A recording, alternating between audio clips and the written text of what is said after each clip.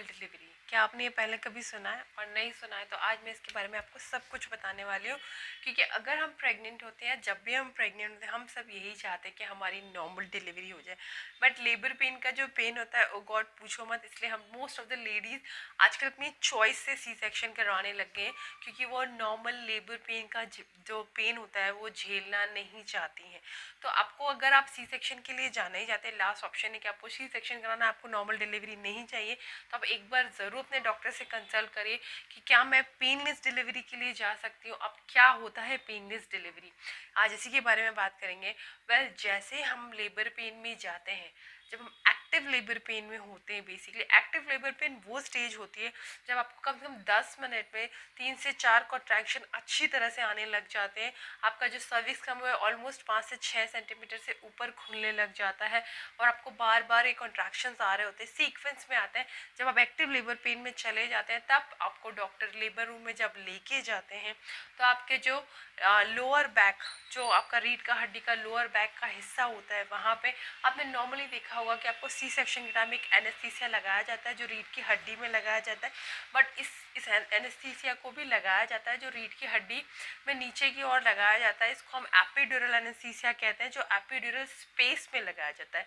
मतलब रीढ़ की हड्डी में ना लगा के दो जो हड्डियों के बीच का जो स्पेस, खाली स्पेस होता है, वहाँ पे एक निडल के द्वारा ट्यूब को इंसर्ट किया जाता है और फिर निडल को निकाल दिया जाता है। और जब आप लेबर पेन में होते हैं तो उसी ट्यूब के द्वारा दवाई को डाला जाता है, ताकि आपका जो वेजाइनल एरिया में है वहाँ पे नमनेस आ जाती है और आपको उतना पेन नहीं होता जो एक्चुअल लेबर पेन में पेन होता है।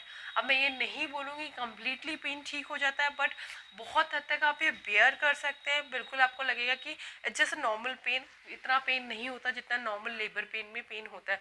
बट क्या करें, अब हमको पेन ही नहीं होगा तो हम पुश कैसे कर पाएंगे? कि लेबर पेन में तो हमें जब पेन होता है तब डॉक्टर पुश करने के लिए था, इसमें क्या करते हैं? पहले इसमें आपको माइनर पेन ज़रूर होता है, आपको पता होता है कि आपको पुश करना, और डॉक्टर आपको बताते रहते हैं टाइम टाइम कि अब आपको लेबर पेन या पेन उठ रहा है, अब आपको आराम से जोर से नीचे की ओर पुश करना है ताकि बेबी आपका ईजिली बाहर आ जाए। तो ये होता है पेनलेस डिलीवरी, जो आपको एपिड्यूरल एनेस्थीसिया एपिड्यूरल स्पेस में निडल के द्वारा दिया जाता है, ट्यूब के द्वारा इंसर्ट करते रहते हैं। ये पूरा पेनलेस डिलीवरी का प्रोसेस होता है और इसके थ्रू डिलीवरी होती है। अब इसके प्रॉज एंड कॉन्स, लाभ और हानि भी आपको जानना बहुत ज़्यादा ज़रूरी है, क्योंकि हर कोई ये चीज़ नहीं करना चाहता और हर कोई ये चीज़ के बारे में जानता भी नहीं। सबसे इंपॉर्टेंट जो चीज़ है इसके बेनिफिट है कि आप बिना पेन के, बिना सी सेक्शन के नॉर्मल डिलीवरी को महसूस कर सकते हैं। आपका बेबी बिल्कुल नॉर्मल हो सकता है, जैसे नॉर्मल एक्चुअल नॉर्मल डिलीवरी होती है, बिल्कुल उसी तरह से। तो आपको बिल्कुल टेंशन लेने की जरूरत नहीं, आपको उतना पेन भी नहीं हो और आपका बेबी भी बिल्कुल नॉर्मल डिलीवर हो जाएगा। आपको सी सेक्शन के उतने दर्द से नहीं गुजरना पड़ता। तो ये तो सबसे इंपॉर्टेंट चीज़ है। आपका जो है ना बीपी, उसको भी बहुत हद तक बैलेंस करता है। तो आप इसके लिए जा सकते हैं। अगर आपको ऐसा लग रहा है कि आपको नॉर्मल डिलीवरी का लेबर पेन वाला पेन नहीं झेलना है, सी सेक्शन करा, तो सी सेक्शन में जाने से पहले आप इसको बिल्कुल एक बार ज़रूर कंसल्ट कर लीजिए। क्या आप इसको करवाना चाहते हैं, डॉक्टर से कंसल्ट कर लीजिए। अगर डॉक्टर ओके बोलते हैं और आप ओके, तो आप बिल्कुल करवा सकते हैं। और जो इसकी हानियाँ होती है, जो कॉन्स होते हैं, वो है कि अब बेसिकली क्या होता है, हर किसी की बॉडी अलग तरीके से रिएक्ट करती है। हो सकता है आपको इसका कुछ साइड इफेक्ट हो सके, आपको नौशिया, वॉमिटिंग, चक्कर, झुंझुनाहट आ सकती है इसको लेने के बाद में, क्योंकि हर किसी की बॉडी का रिएक्शन अलग होता है। तो डेफिनेटली ऐसा हो सकता है, हर किसी की बॉडी के साथ ऐसा नहीं होता, किसी के साथ हो भी सकता है। तो ये ऐसे माइनर से रिएक्शंस होते हैं, ऐसा कुछ बहुत मेजर नहीं होता। तो आपको ये दोनों चीज़ों का जानना बहुत ज़्यादा ज़रूरी है। मेरे से अगर पर्सनली पूछेंगे तो अगर आपकी डिलीवरी में, मतलब आपकी pregnancy through out the pregnancy बिल्कुल नॉर्मल है, उसमें कोई कॉम्प्लिकेशंस नहीं रही है थ्रू आउट दी प्रेगनेंसी, और आपको सी सेक्शन के लिए भी ऐसी कोई कंडीशन है को सी सेक्शन करवाना है, तो प्लीज़ नॉर्मल डिलीवरी कराइए। यस, मुझे पता है कि बहुत पेनफुल होता है, और लेबर पेन का दर्द मुझे लगता है जो लेडी ने वो झेल लिया उसे हर कोई पेन लगता ही नहीं।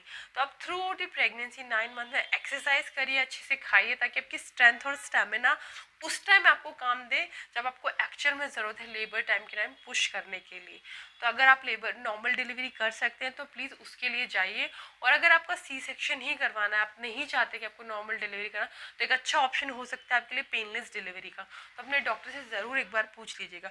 अगर आपको पेनलेस डिलीवरी को लेकर और कोई क्वेश्चन है तो प्लीज़ मुझे कमेंट बॉक्स में लिख के बताइए, मैं ज़रूर आपको आंसर देने की कोशिश करूँगी।